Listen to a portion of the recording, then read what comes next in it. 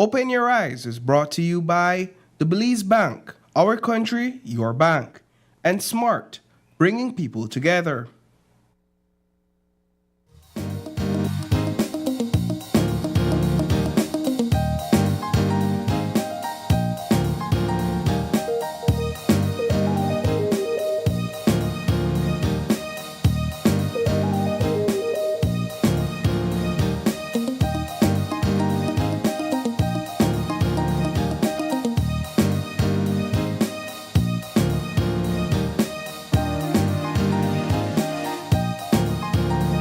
Live from Channel 5 studio in Belize City, it's Open Your Eyes, Start Your Morning Right with your hosts, Sabrina Daly and Paul Lopez.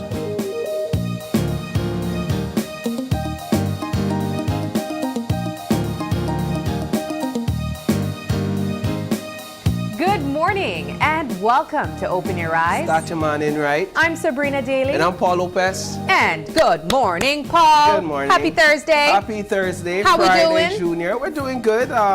This is coming down to the end of the week. We're just happy to be alive.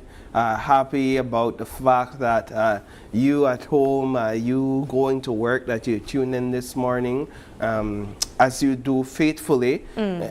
There's a lot to talk about, and perhaps we could get into some of those discussions. Let's jump straight into what's buzzing.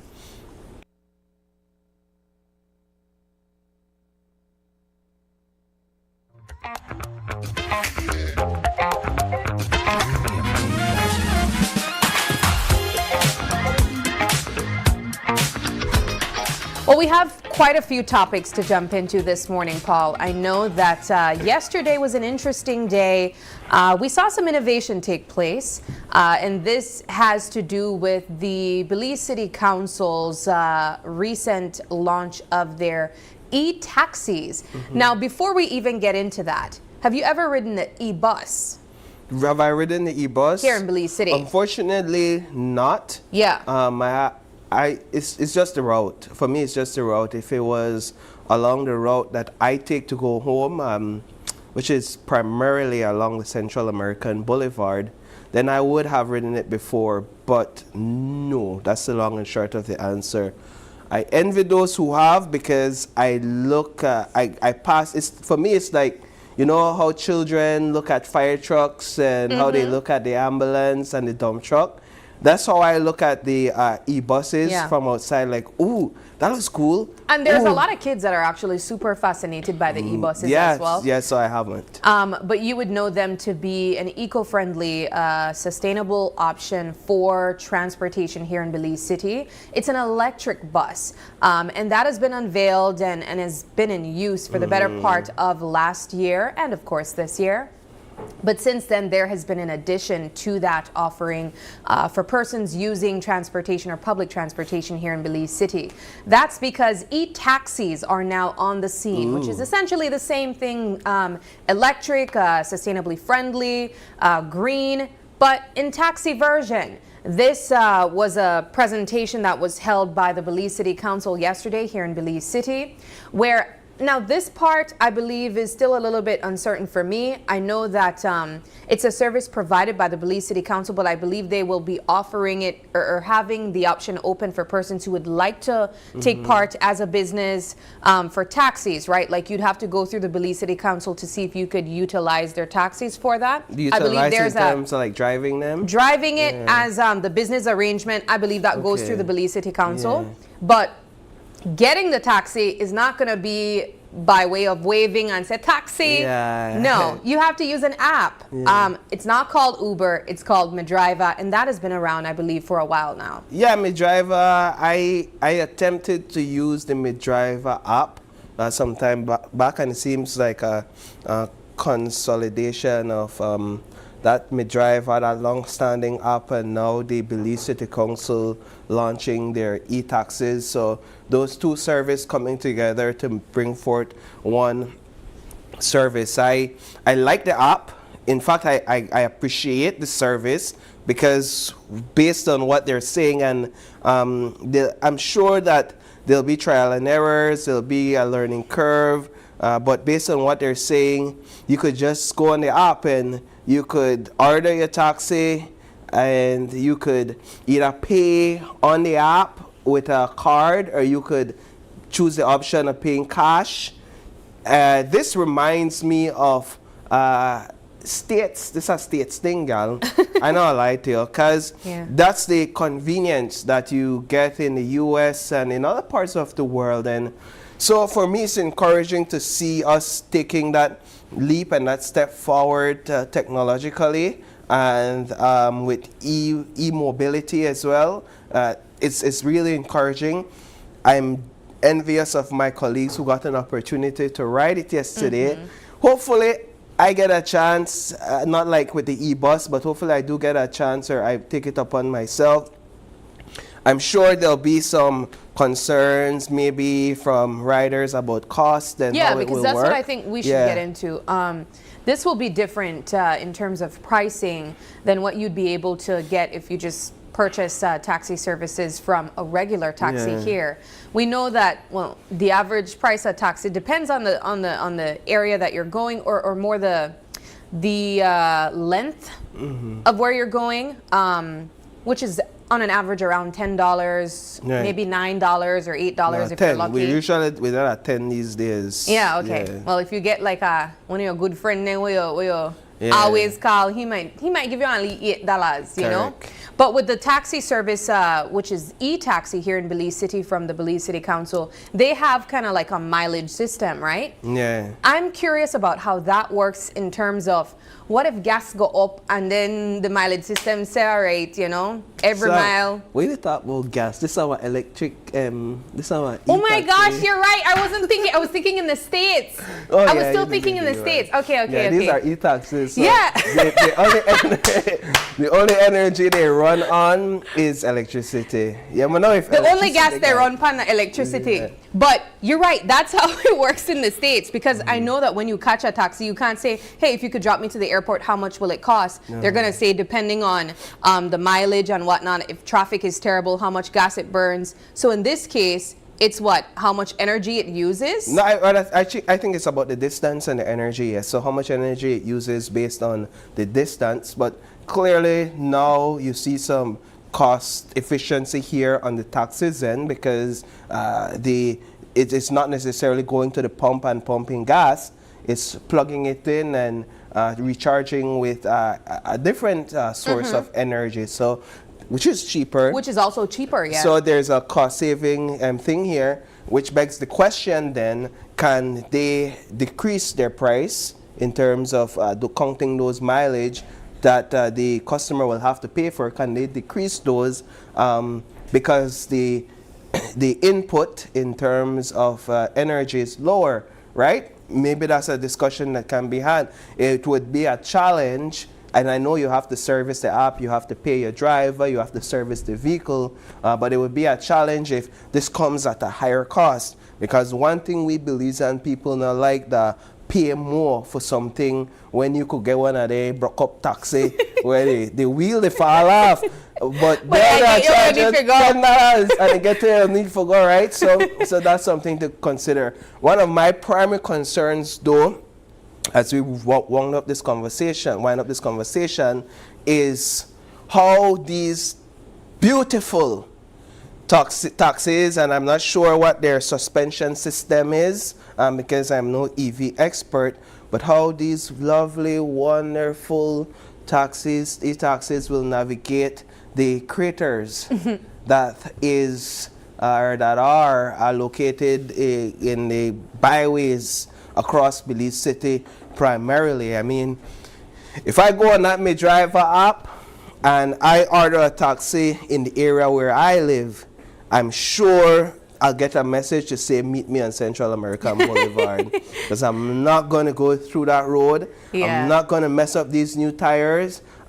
These electric suspensions, they cost a whole lot. I don't know that there's a lot of technical expertise here to deal with those. And so you have really good e-taxis on really horrible roads, back streets, especially those back streets. So I see that being a challenge, and if they do venture in some of these areas, they'll have to have a limit where customers may have to walk out versus, again, the old broke-up taxi, when a mine drive through a crater just to get to you and to take you to exactly where you need to go. I think there'll be some hesitation there with this, so that'll be something they'll certainly have to navigate, and customers may have to face some inconveniences in that area. Well, it's still in the testing phase, and as far as I know, when it comes to maintenance of these e-transportations, when we think of the buses, the Belize City Council did bring in someone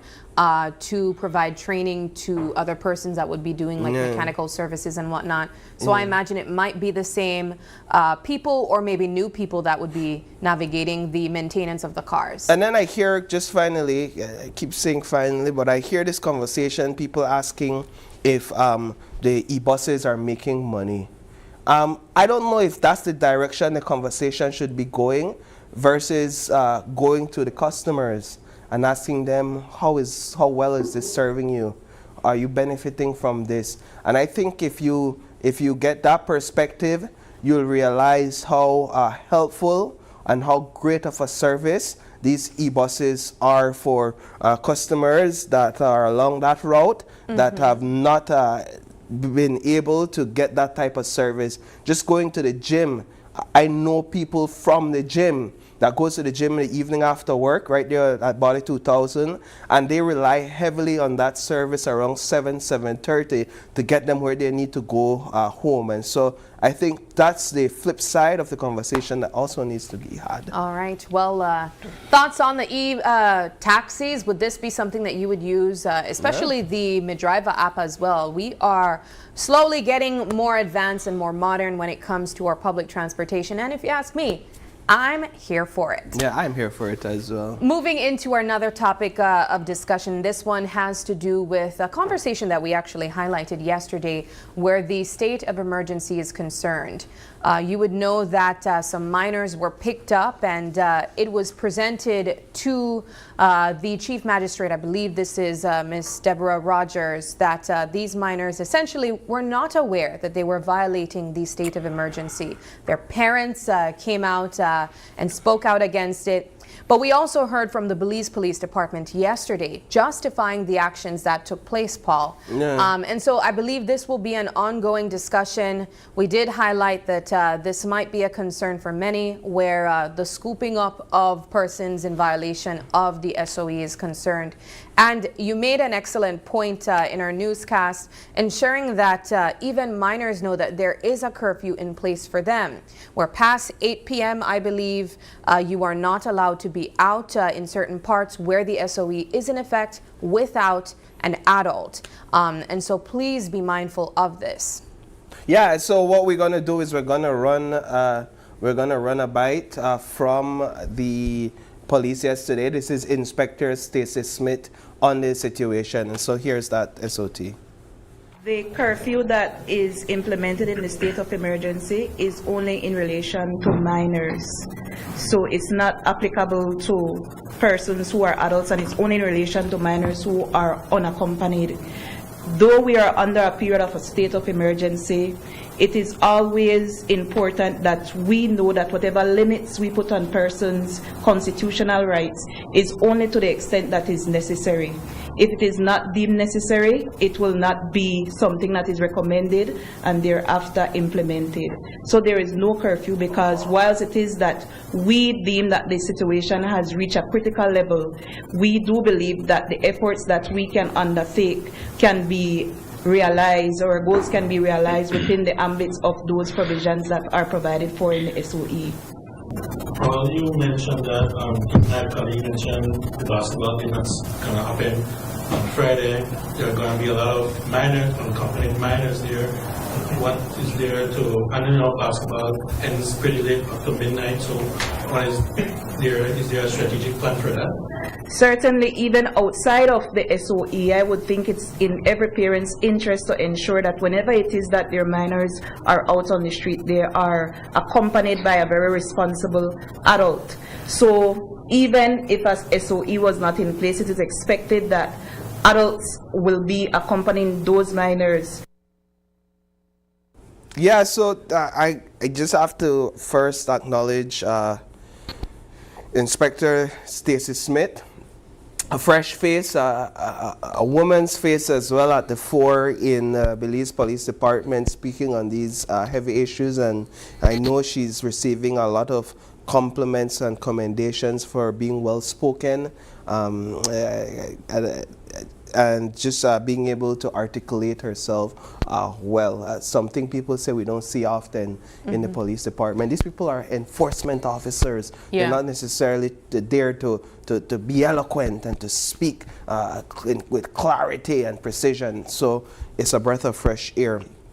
Outside of that, the topic of the curfew is one that's very important to discuss, and that's why there is some level of it's going viral on social media. This conversation was being raised as a result of the incident that took place with the young boys that, like you said earlier, that were hauled up by police during the under the state of emergency last week Saturday. And may I just say that it is my view that the police they were completely out of order in that situation, and I know the Compol has gone on record to defend their actions and to defend their behavior. He says that, well, they were simply enforcing the state of emergency, but there's a wider conversation that needs to be had, because these young men, my understanding, were simply going to a football game. And so under this state of emergency, you can't have gatherings that constitutes more than 3 people. So that's what they say these boys were doing. They were gathering in 3 or more, in a group of 3 or more, but it's a group of young men that were walking to a football game. Now I have to understand this rationally, because you really have to figure out how to dissect this, because if you have a large group going to a football game, for example, what do? Do you split up in groups of 3 and then you walk along? I think that's ridiculous. You have students coming from school in large groups. I think it's ridiculous to think that they'll have to walk in groups of 3. But then you also have past a certain time. But I mean this students? was 9 o'clock in the morning. Oh. This one where those young boys were detained. But then outside of that, now you have things like funerals, you have things like wakes, and all of these regulations are being enforced in these hotspot areas, all the areas that are under the state of emergency. So now you have funerals, you have wakes that people customarily have to mourn the loss of their loved ones. You have parties as well. People have to celebrate birthdays. Under the state of emergency, all of these things are prohibited, and I understand their safety concerns.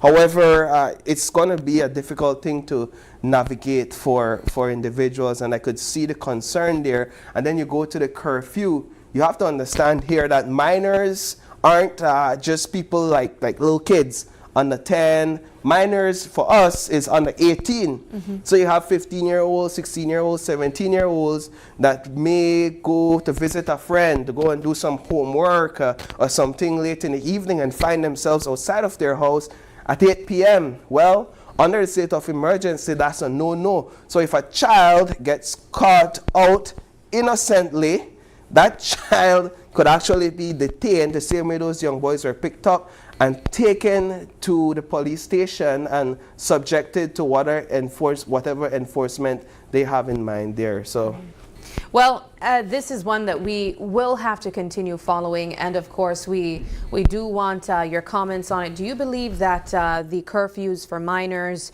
under the age of 18 at 8 p.m. is a little bit too harsh or too rigid? We want to know.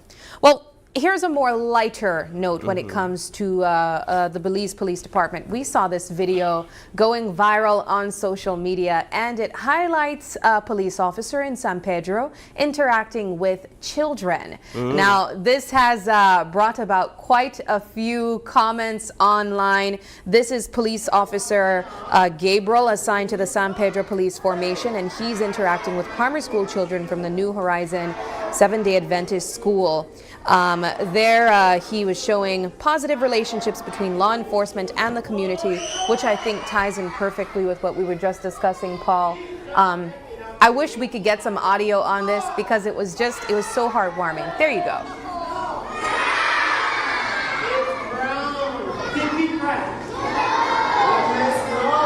He kept walking along and singing his song. What is it? I love my brown shoes. I love my brown shoes. I love my brown shoes.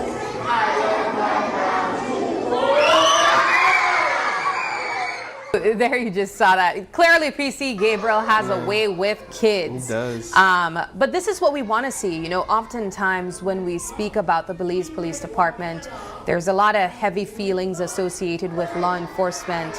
And oftentimes they are painted in a way as being too rigid and too harsh on people.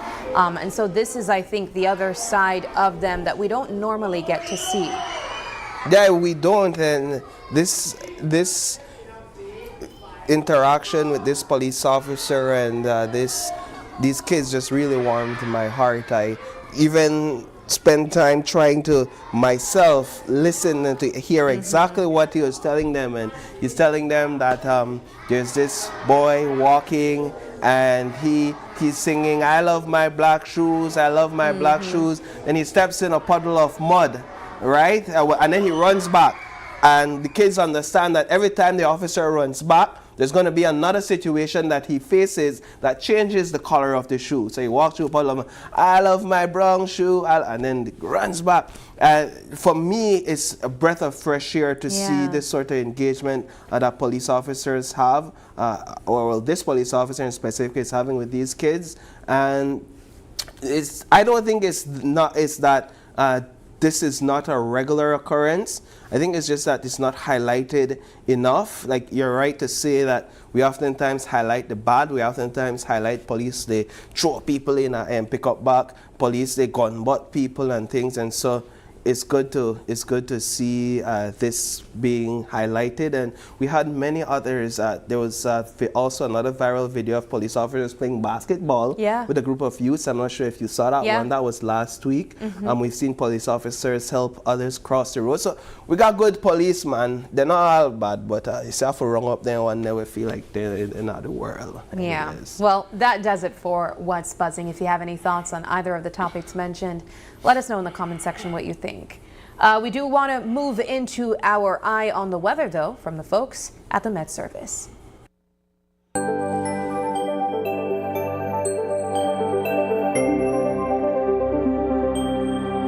Good morning. Warm and mostly dry conditions will support sunny skies with cloudy spells today and partly cloudy skies tonight.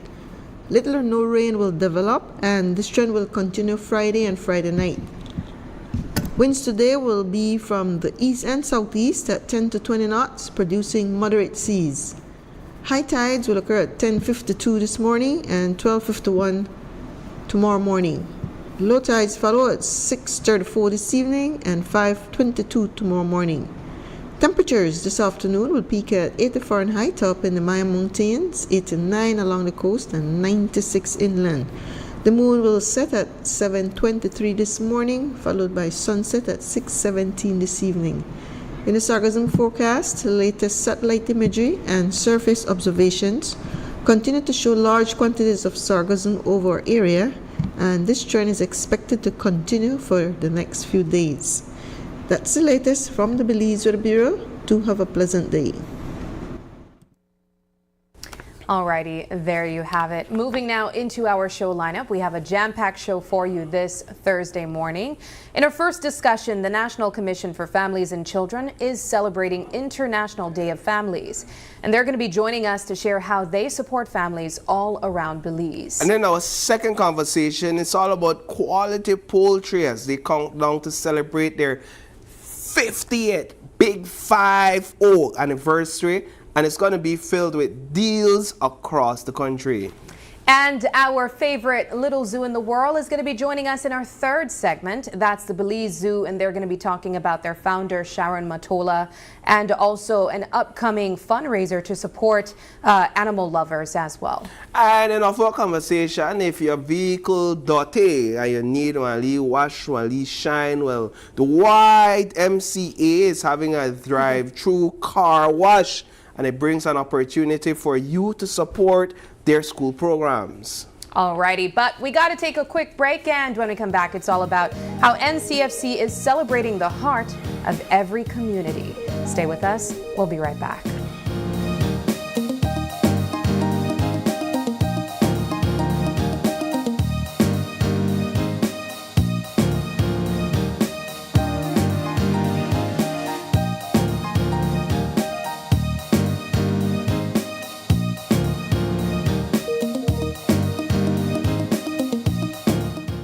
My name is Christian Palma. I'm the owner of CRK Services, and I've been operating this business for 7 years in Big Falls, Toledo District. I use the Belize Bank online services because it's quite fast, reliable, and easy. Before I started to use the Belize Bank online services, I had to make a lot of trips into town, which cost me a lot, especially fuel. So the fact that I have to use my credit card every day, I can do an online instant payment and make my life easy.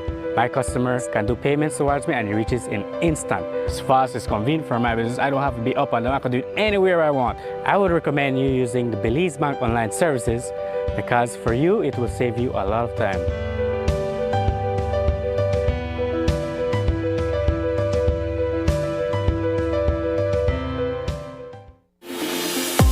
We at Fulltech Systems understand that technology isn't just a tool, it's a game changer. At home, smart devices and AI are revolutionizing daily life. In education, tech is making learning more interactive and accessible for students and educators alike. For businesses and government, it's driving innovation, streamlining operations, and unlocking growth, leveraging tech for better services, infrastructure, and security. At Fulltech Systems, we help you thrive with cutting-edge solutions, partnering with leaders like Dell, HP, Microsoft, APC, Fortinet, Cisco, and Tomie. We deliver the right products for your needs, whether it's boosting efficiency, improving customer engagement, or scaling operations. Connect with us and let's drive innovation together. Fulltech Systems, your technology center, where you come for the price, but stay for the service.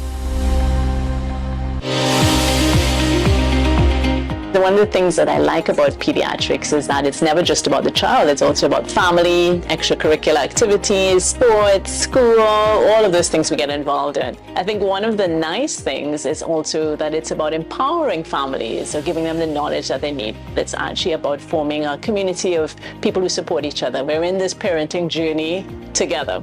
Be viewing Caribbean Medical TV on this station.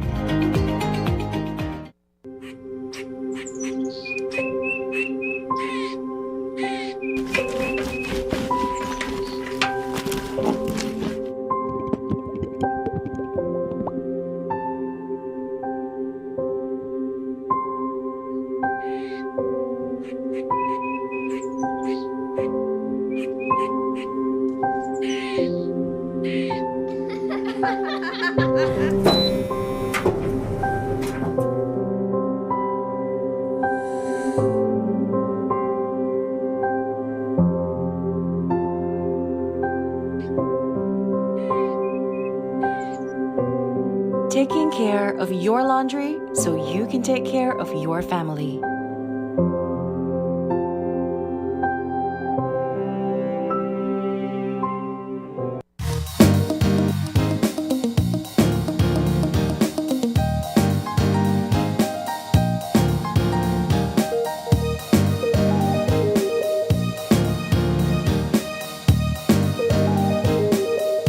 Welcome back to Open Your Eyes. This is our first conversation, and as we said, it's all about NCFC celebrating the heart of every community. Joining us this morning is Marcus August. He's the Information, Education, and Communication Officer representing NCFC, and he's joined by Anna Carrillo. She's the Child and Adolescent Participation Officer. Guys, thanks so much for joining us. Thank you, and good morning. And welcome. And also, happy International Day of the Families. Same to you. We all come from a family, so you all should be celebrating. Right. Yes, unless you fell from the sky. Yeah? Yeah. Whatever way you came. Well, perhaps we should begin there. What does it mean to celebrate this day, International Day of the Families, here in Belize? Okay, so the United Nations adopted this day in 1993, yeah, and it was considered to be the day that we focus on families, but also it also gives a theme, and the theme is for the entire year. So it starts today and then it goes for the next till May 14th. So the theme is looking at the Sustainable Development Goals, and it says families working towards, and what are they doing to make their families a little bit more sustainable and reaching those goals. So the theme, as you highlighted, speaks to families and sustainability. I imagine the NCFC knows a thing or two about sustaining families, especially in the work that you do. Yes. How does the work from NCFC align so perfectly with the theme this year? Yeah. Well, we have, just to backtrack a little bit, we have the International Day of the Families, which was established in 1993. And then there was a Family and Child Act that was created in 1998. And so the Family and FACA, we call it, is the legal framework that actually protects the rights of the child and gives a certain policy to families to upkeep for the children. And so just to add to that now is that we have 54 children's rights that are protected. Wow. And so NCFC champions these rights under these umbrellas to ensure that children are protected. I don't expect for you, and maybe you do know all 54 off the top of your head, but what would you say are some of, educate us on what are some of those essential rights that children have that are protected here in this country? Well, just to be frank, all 54 are protected. It's just that we're not really knowledgeable about them to some degree. For example, every child should have a name, an identity, nationality, etc. But those are things that are given to us at birth, but it doesn't seem like a right. However, the other things that are provided by the parents, that are food, shelter, clothing, education, etc., provided by our parents, and then the government also provides other things for us. Yeah, so it must be difficult for you all working in this sector when you see, for example, a child struggling to get like basic clothing or basic shelter, because for you at the heart you understand that's a right and not necessarily a privilege that a child should have. Correct. Right. So I think the most important aspect of it all is that it's not only looking at families as a nuclear family, but looking at extended people who adopt you, people who give you family love. So we are supposed to be looking after our children. So if we see a child that needs something, that is a need, of course, then it breaks anybody's heart, but also it will also bring out that side of you that you want to provide something for them. Once you feel that need, that you need the utmost need to provide something, I think that's when we're supposed to step in. From the NCFC's perspective, what's the importance of family? Well, family is the core and the structure of everybody's character and growth. And so in order to shed light on that and show the importance, we celebrate this day. Now, just to tie it into the SDGs, is that we're using SDG 1, 3, and 4, which is poverty, education, and gender equality. As you can see, poverty is everywhere, education is needed, and gender equality is understanding the balance between the two sexes. And so it develops a moral character in every individual if these foundations are set right. When we think of the function of the NCFC, I understand that it falls under the Ministry of Human Development, right? And we recognize your work in Child Parliament primarily, but I think a lot the people don't understand or maybe recognize that it's far more than that you guys actually do. And just to add to that, the FACA, which protects children, I wouldn't say it necessarily gave birth to Children's Parliament, but Children's Parliament assisted in moving the legal marriage age from 16 to 18. And so, as you could see, if you could backtrack from International Day of the Families, FACA, Children's Parliament, to having that bill passed, you know, there's a lot behind the scenes that we do in order to protect children. So then, I'd like to dive a little bit deeper into that, the role of the NCFC as a commission. What's the scope of your work beyond what we see with Child Parliament, your interaction with families? How does it differ from the Ministry of Human Development and maybe what you'd see with other departments falling under that ministry? Okay, so we work alongside the organizations in order to protect children from a lot of different ways. For example, there's the Policy and Ledge Committee, etc. Policy and Ledge. The Child Protection And so you were just speaking about children, you know, if they're out within the SOE. And so Policy and Ledge works alongside the police to ensure that children are protected. So you guys would have had a part in that? Well, in the Policy and Ledge Committee. Okay. Yes. And so there's a lot that happens or behind the scenes and working with other organizations to ensure that for lack of a better term, every I is dotted and every T is crossed for children. I like that. What would be the NCFC's thoughts on what is currently taking place with the state of emergency where minors are concerned? We've seen curfews come in place where minors are said to be in their homes by 8 p.m. Or if they're out, they have to be with a adult. What would be your thoughts on that? Quite frankly, the safety of the children are first. That would be NCFC's primary goal. But to elaborate on that, the Policy and Ledge Committee would need to emphasize. Yeah, I figured that much. But going back to what you're saying, I like the way you explained it because it shows to me that, to an extent, and I don't want to downplay the role of the NCFC, but that you all seek to partner with organizations across the country to ensure that they understand and that they're guided and that they're aided in their efforts to protect children and to safeguard the family, etc. Right. Am I along the correct lines? Right. It's not well, I like the word you see. We actually work alongside. Yeah. For example, there's NDAP that we work alongside, drug enforcement. There's BFLA, child planning and family planning, and UNICEF, for example. We have air quality. Air quality is a program that allows children to understand the quality of the air that they have in their home. For example, an urban child versus a rural child.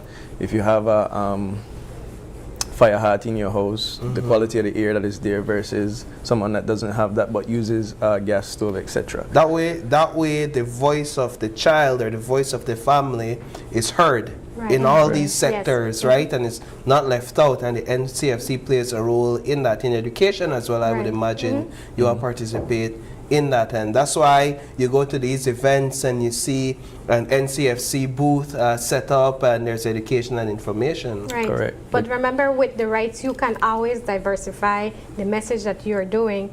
So because the rights are so broad, and like he said, you're talking about the right to an education, then the child needs to understand, okay, the right of education, and then you break it down in aspects of being a part of a family. What does that mean?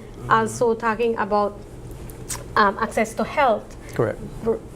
Families are to provide those services or to take a child when they're sick, right? And then you look at the other aspect of it, that they can ask the government or they can ask policymakers, hey, look, we are missing a health center in my community. How can we get a health center?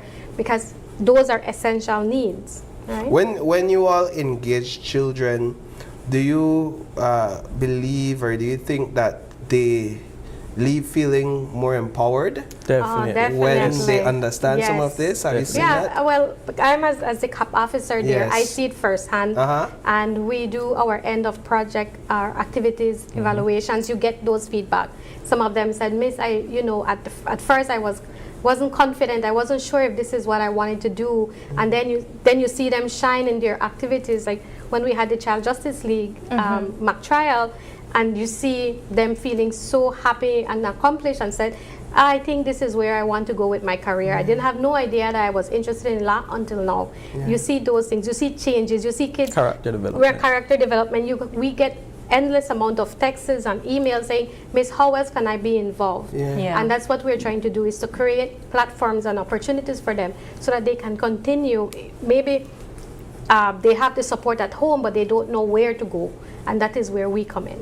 I think that's one of the things that stood out to me when I started to recognize a bit more the scope of your work, especially through Child Parliament and the opportunity that these kids have to recognize the laws that are in place and perhaps maybe a little bit more their rights too. Because as you pointed out, Marcus, something as simple as your name, we don't necessarily recognize as our right. You know, it just kind of happens automatically. What I do know is that a lot of people don't realize that there are people that are not registered, which is also, I imagine, a right as well. And nationality and identity is also exactly. No, I'd want to get into quickly this competition that you all are hosting. We always try to get some background information, right, on what you all do, just to refresh our those at home.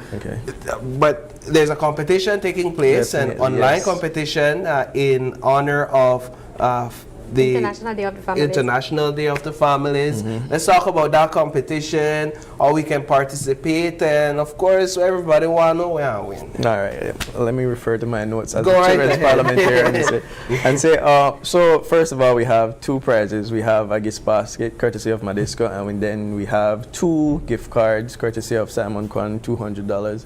And so we give 5 basic rules or outlines, I should say, which is family unity, emphasize the importance of maintaining strong family bonds in your video. Good practice, showcase how your family contributes to achieving the SDGs, and then we listed the SDGs that they could tie it to.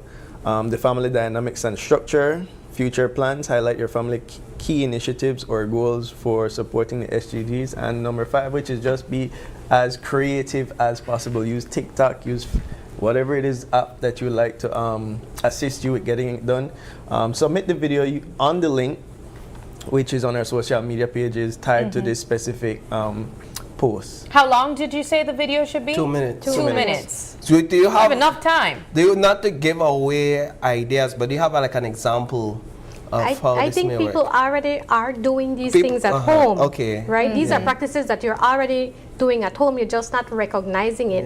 And so maybe like Marcos said, doing it a little bit more interactive or creative, then you would put things into perspective and be like, okay, like for instance, my child will take out the garbage out of the house. Why? Because I'm just giving an example.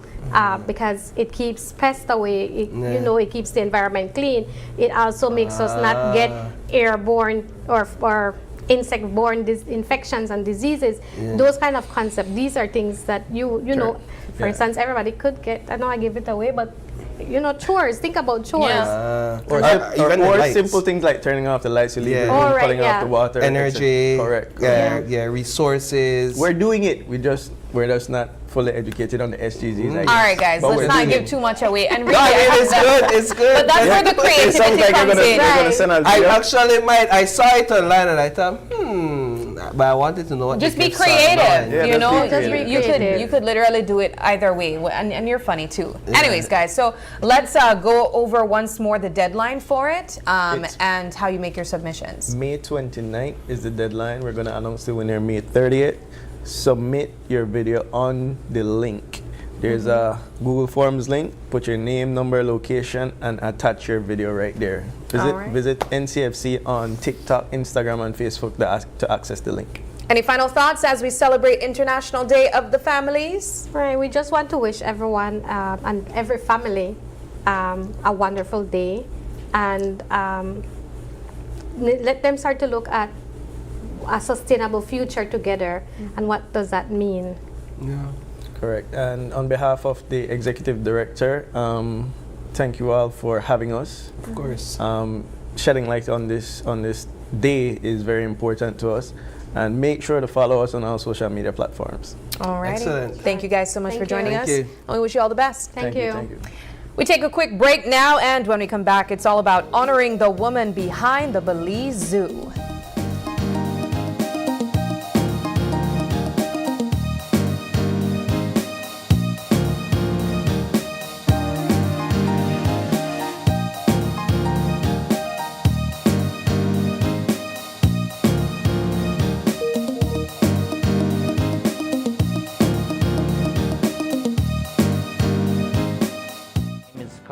Flowers, and I'm the owner of Back to My Roots Art from the Heart, and in this store I produce a lot of handmade ornaments. Before I had access, it was a big problem because the tourist doesn't carry as much cash.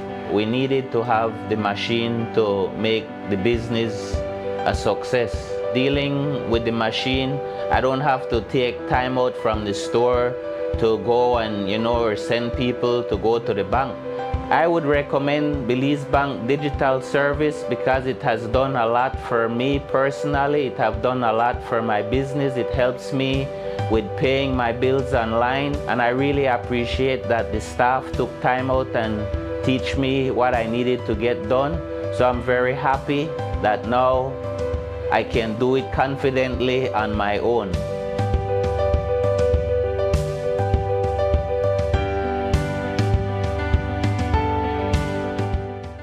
Smart is enhancing your mobile experience to keep you connected like never before. We're rolling out LTE Band 4 to give you faster speeds and upgraded mobile performance. Our service enhancements are rolling out in phases across various key locations. These phased service upgrades are underway, and we're committed to keeping you informed every step of the way.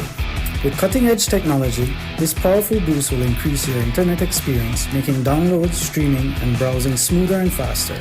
Whether you're at home, on the go, or at work, you'll feel the difference. So stay tuned for more updates as we continue expanding to give you the best service possible. Because at Smart, we're not just keeping you connected, we've got you covered.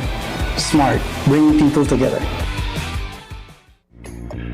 Remember, not all light bulbs are created equal.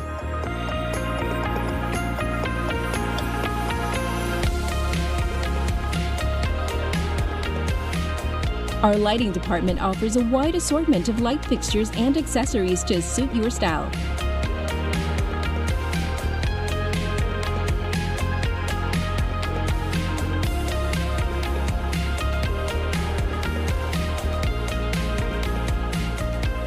So stop in today and get the right illumination for your homecation. And don't forget your B-Box when you make a purchase. Benny's, quality and savings.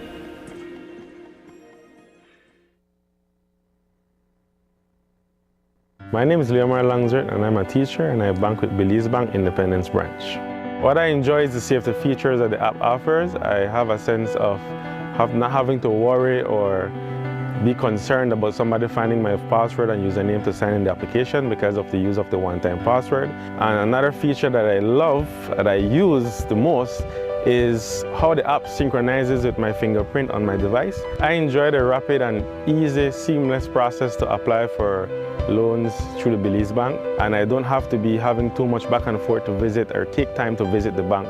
They also start to offer the online applications through the app for loan applications, which I believe is very neat. I would definitely recommend Belize Bank to other teachers because one of all the features and advantages that the app offer, with these online that Belize Bank offered, is basically everything that you can do in the palm of your hand. So I would definitely recommend the bank to other teachers.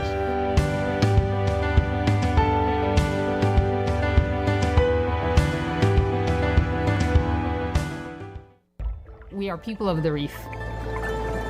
The world agrees that we have something unique. This is what we make our livelihood off every day. We're losing the reef, my brothers and sisters. I'm killing the reef. Might as well I die too because I make my living off the reef. There were things that were occurring within the boundaries of the World Heritage Site that were really not acceptable. We had a lot of development happening, a lot of deforestation, a lot of dredging. The reefs mean so much to the people of Belize because we always refer to our entire blue space as that wealth untold.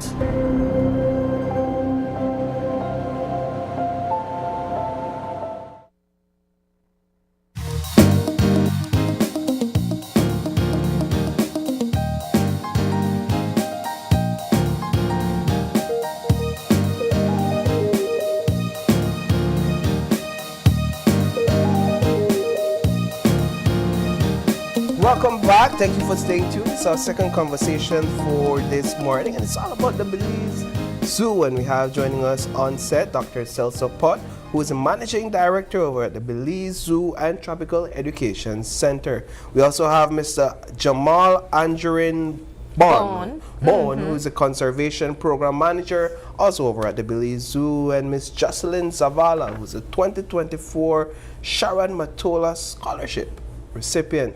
Good morning. Good morning, guys. Thanks for having us. Yeah, it's a pleasure having you. Let's just get a quick update about how it's been over at our favorite zoo, the Belize Zoo. What's been taking place? How's it going?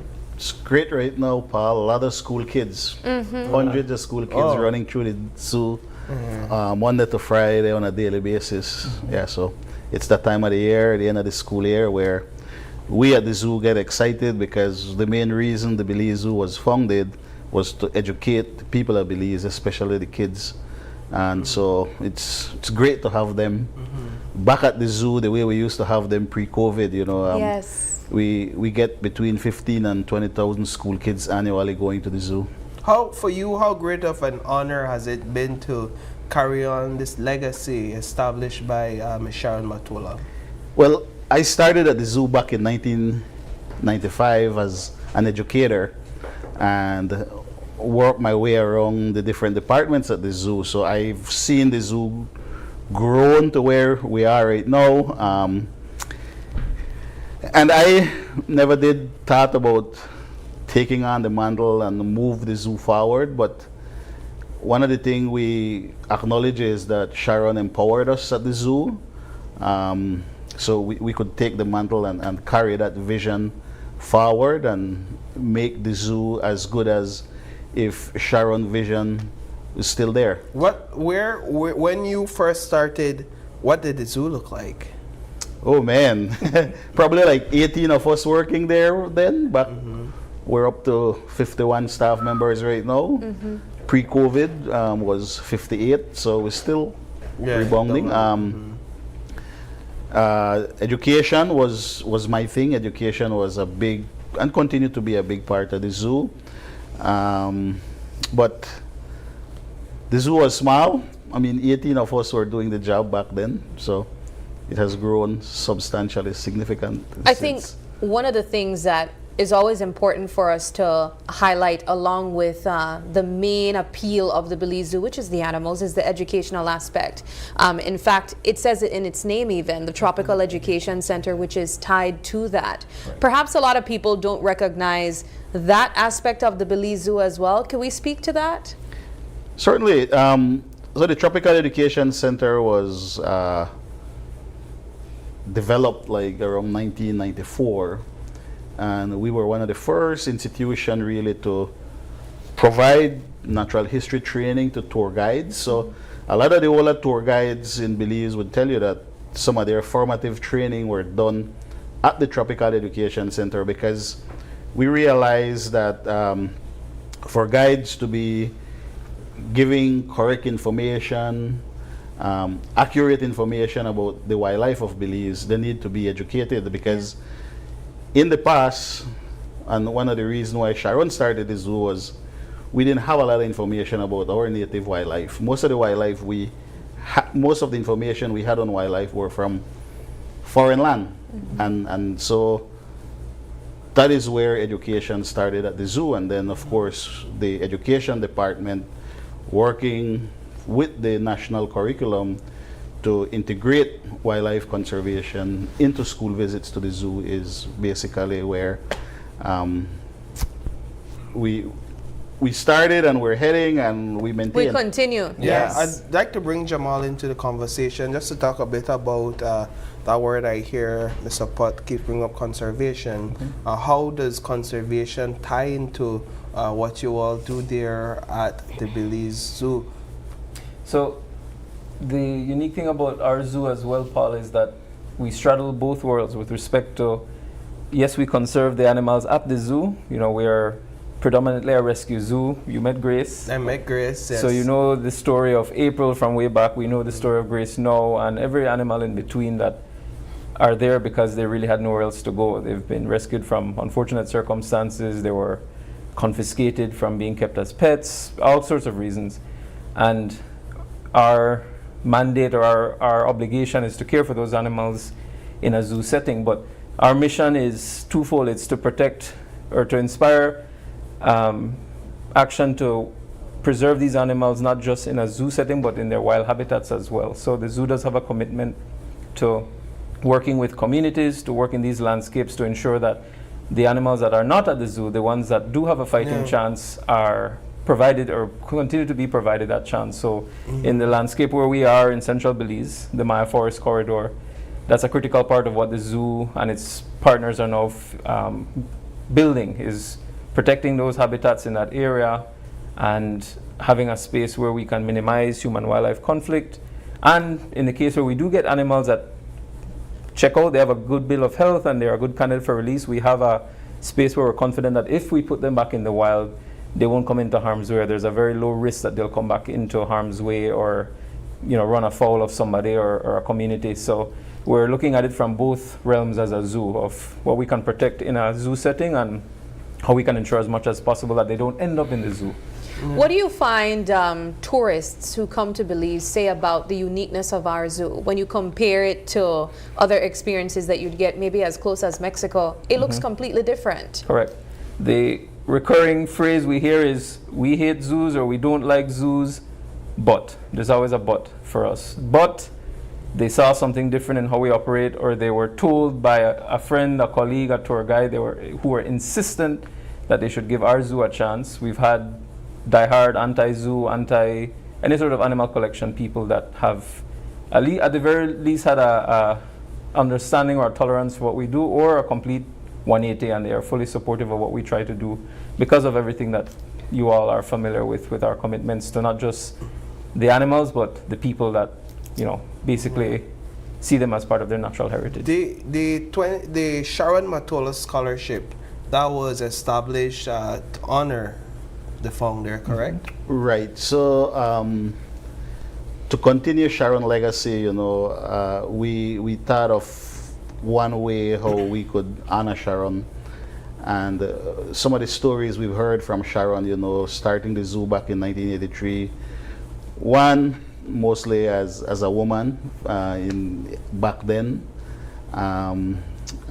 People in science, women in science were few, and so we thought of honoring her by creating the Sharon Matola Conservation Scholarship to honor and grant to a young female Belizean student who wants to pursue undergraduate studies in the natural sciences.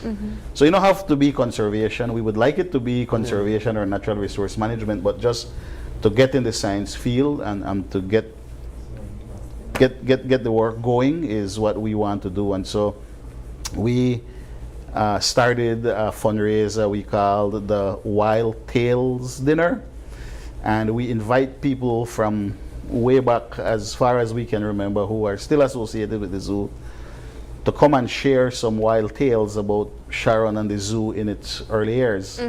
For the first event, we had Jeff Corwin, renowned wildlife conservationist, and he basically came and shared with us that Sharon was one of the persons who really influenced his career path through a trip to Belize as a high schooler and a trip to the Belize Zoo. Yes.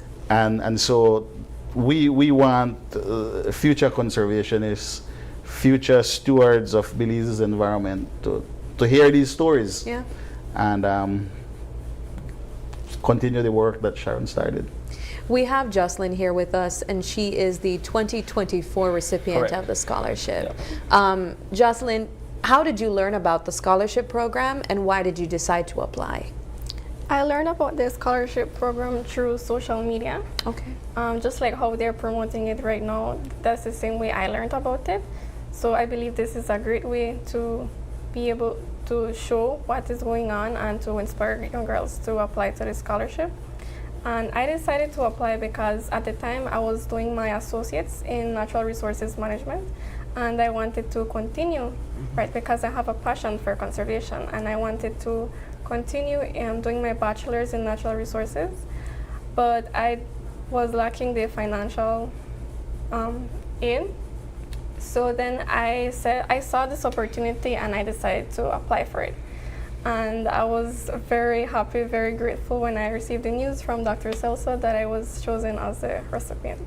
So you are now set to pursue your bachelor's degree without the worry of how it's going to be paid for. Yeah. After completing that, what's the plan? I mean, you have a love for conservation, I understand.